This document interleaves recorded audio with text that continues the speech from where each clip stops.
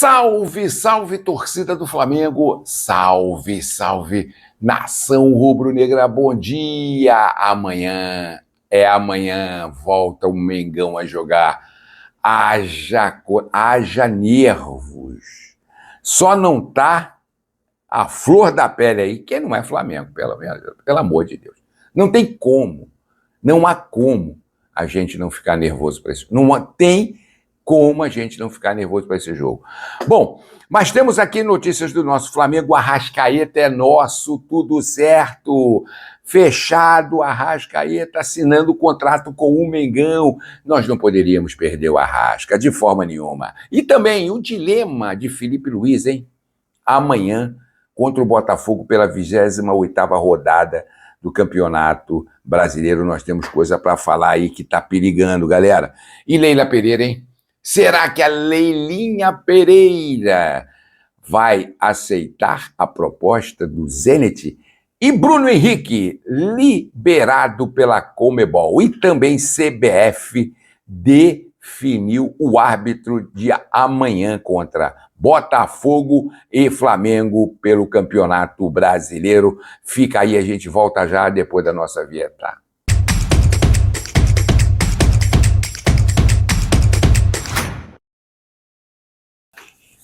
Pois é, minha galera, já convido você que está chegando aqui ou não se decidiu. Galera, por favor, aquele apoio. Dá aquele apoio para. Qual é o apoio que a gente está pedindo?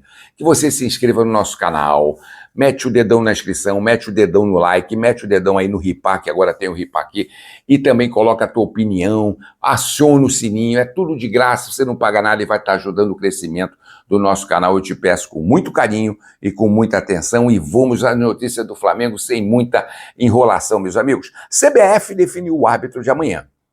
Não será nenhum árbitro, preste atenção, experiente pelo Campeonato Brasileiro. Ou seja, quem vai apitar amanhã será um árbitro da FERJ, da Federação, né, do Estado do Rio de Janeiro. É isso mesmo, nós estamos falando ali, ó, do Alex Gomes Stefano. Ou seja, ele apitou 16 jogos nessa temporada, Campeonato Carioca. Desses 16, foram 8 jogos do Botafogo sem nenhum clássico, mas não apitou nenhum jogo nacional nessa temporada. E a CBF foi lá e escalou para apitar o Botafogo e Flamengo. Bom, por um lado, você pega um árbitro da Federação do Rio. Não é um clássico carioca, Flamengo, Botafogo e Flamengo. Estou botando o Botafogo porque o mando de campo é dele primeiro, né? Mas que pertence ao Campeonato Brasileiro. Então a CBF foi lá, escolheu o árbitro e disse, ó, será um clássico regional, que é do Campeonato Brasileiro, porém o árbitro também será um árbitro regional, ou seja, da Federação do Estado do Rio de Janeiro. Mas aí eu te pergunto, você achou legal? Você acha bom que o Stefano, né, o Gomes Stefano ali, apite esse jogo de amanhã de grande importância? Vamos ver, como é um clássico regional do Campeonato Brasileiro, a FERJ, né, a CBF, definiu pegar um árbitro local para apitar essa partida. Vamos ver o que vai dar depois de tanta polêmica que está havendo com as arbitragens no Brasil. A verdade é essa, meus amigos. Bom, Bruno Henrique liberado. É isso aí que vocês estão ouvindo. O Brunão Henrique, né, que contra o Estudiantes, que o Flamengo se classificou ali nos pênaltis, né, e na comemoração do Flamengo ali, todo mundo vibrando, aí o Bruno Henrique, né, recebeu copo, garrafa de água, copinho de água, papel amassado, e naquela emoção do calor, o Bruno Henrique fez o quê? Lembra? Fez aquele gesto obsceno. Ele estava arriscado pegar um gancho ali, até 3 jogos ali, 2, 3 jogos. Com isso, ontem a Conmebol decidiu que vai apenas multá-lo. Ele foi ali, ó, inserido no artigo 11.2b, que é o comportamento ofensivo, e no 11.2c, que é o Código Disciplinar. Ou seja, ele está liberado para jogar, né, se assim o Felipe Luiz escalá-lo, mas ele está liberado para jogar a semifinal semana que vem no Maracanã contra o Racing, o primeiro jogo, o jogo da ida, e vai pagar apenas uma multa de 25 mil dólares, ou seja, 136 mil reais. Entre os males, os melhores, né? Porque isso aí não vai fazer muita cosquinha no bolso do Bruno Henrique e ele vai poder, né, ser utilizado pelo Felipe Luiz e mais um jogador a compor a força do Mengão ali semana que vem contra o Racing. Galera, será que a Leila vai aceitar, hein? Existe sim. É informação. O Palmeiras busca informações sobre o Gerson, que não está nada bem. E agora, além do Gerson estar triste e não querer continuar no futebol russo no Zenit, o Zenit também agora disse que pretende vendê-lo. Não há problema nenhum, porque a não ser, né, que ele não recupere o dinheiro que ele investiu no Flamengo. Ou seja, o Zenit diz que não há problema nenhum em negociar o Gerson, mas quer recuperar, a graninha firme dos 25 milhões de euros, cerca de 160 milhões. E aí o Zenit mandou uma proposta para o Palmeiras. Sabe qual foi a proposta?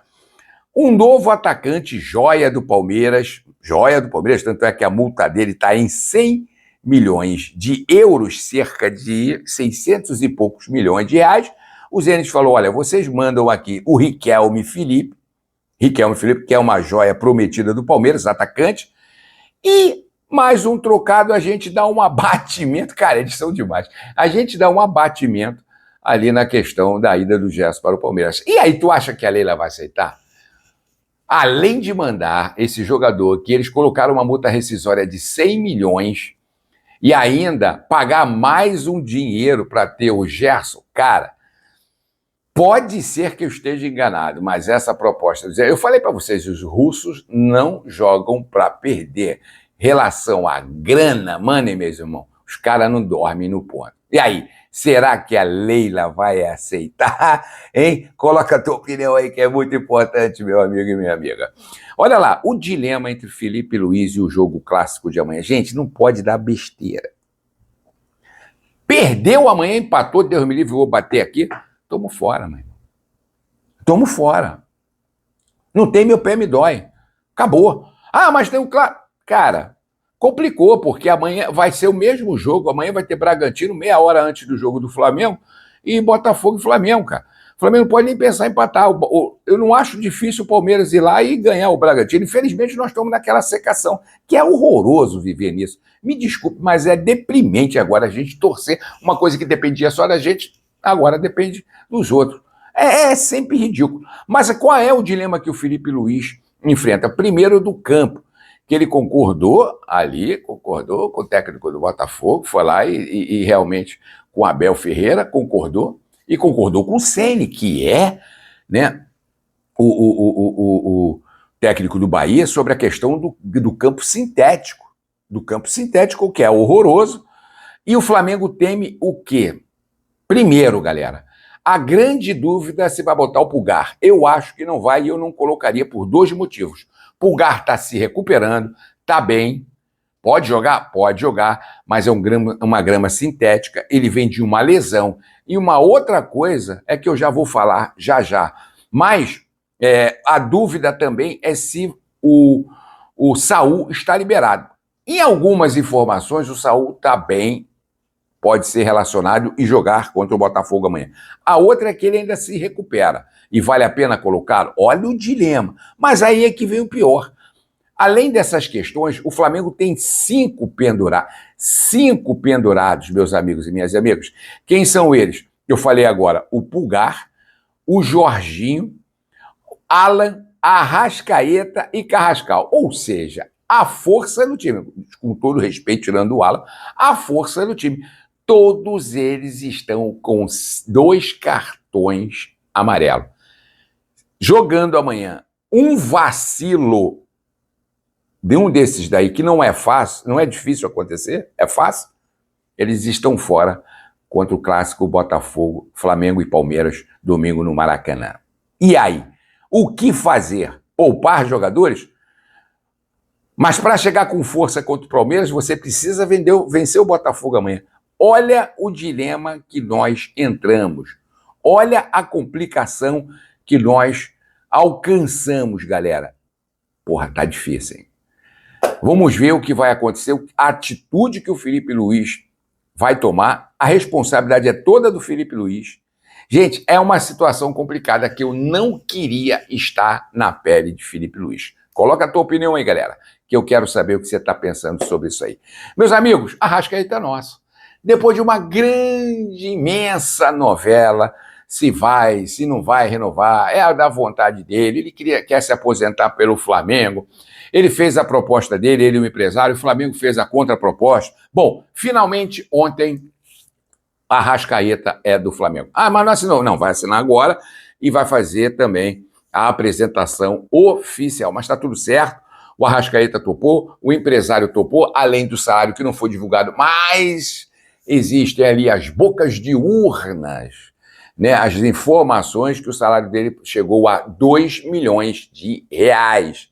Ele ganhava 1 milhão, chegou a 2 milhões de reais. E qual era o problema que estava dando aquele engate? Era a questão do tempo de contrato. O Arrascaeta pediu 5 anos, mas aí nas conversas, o Flamengo fechou em 2 anos até o final de 2028, mas com o contrato que pode ser renovado automaticamente, lógico, ele cumprindo etapas, né, cumprindo as fases.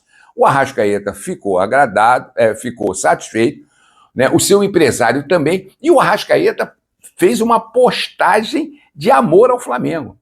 Ele falou assim, ó, não sei se um foi feito para o outro, mas devido a ao longo tempo juntos, ao longo tempo trabalhando juntos, estando juntos, eu creio que um foi feito para o outro. Bonita declaração, Arrasca. E quem não quer o Arrasca, pelo amor de Deus? Nessa temporada, o meio de campo, o armador, não é centroavante, não é atacante, ele tem 20 gols pelo Flamengo. É o artilheiro do Flamengo nessa temporada.